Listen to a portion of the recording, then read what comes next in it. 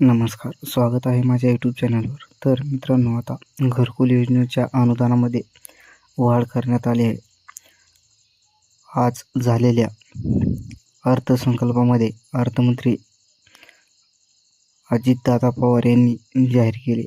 सर्वांसाठी घरे हे उद्दिष्ट येत्या 5 वर्षात साध्य करण्याचे राज्याचे नवीन गृहनिर्माण धोरण लवकरच जाहीर करण्यात येणार आहे.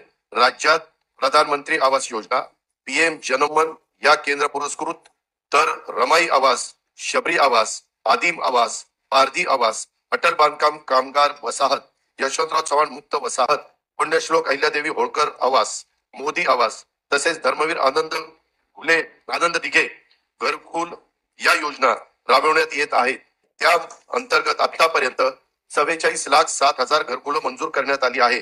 प्रधानमंत्री आवास योजना ग्रामीण टप्पा 2 अंतर्गत सन 2024-25 करता 20 लाख घरकुलांच्या उद्दिष्टापैकी सुमारे 18,38,000 घरकुलांना मंजुरी दिली असून 14,71,000 लाभार्थींना पहिल्या हप्त्यासाठी 2,200 कोटी रुपये वितरित करण्यात आले आहेत.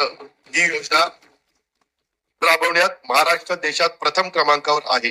लोकप्रतिनिधी लाभार्थींच्या मागणीला प्रतिसाद म्हणून राज्य सरकारकडून या योजनेच्या अनुदानात 50,000 रुपयाची वाढ करण्यात येणार आहे.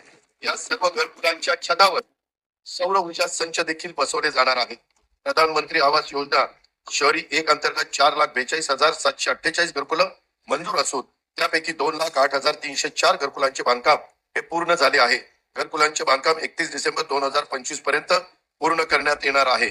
प्रधानमंत्री आवास योजना शहरी 2.0 अंतर्गत पुढील 5 वर्षासाठी 5 लाख घरकुलांचे उद्दिष्ट असून त्यासाठी 8,100 कोटी रुपयाचा निधी उपलब्ध करून देण्यात येणार आहे.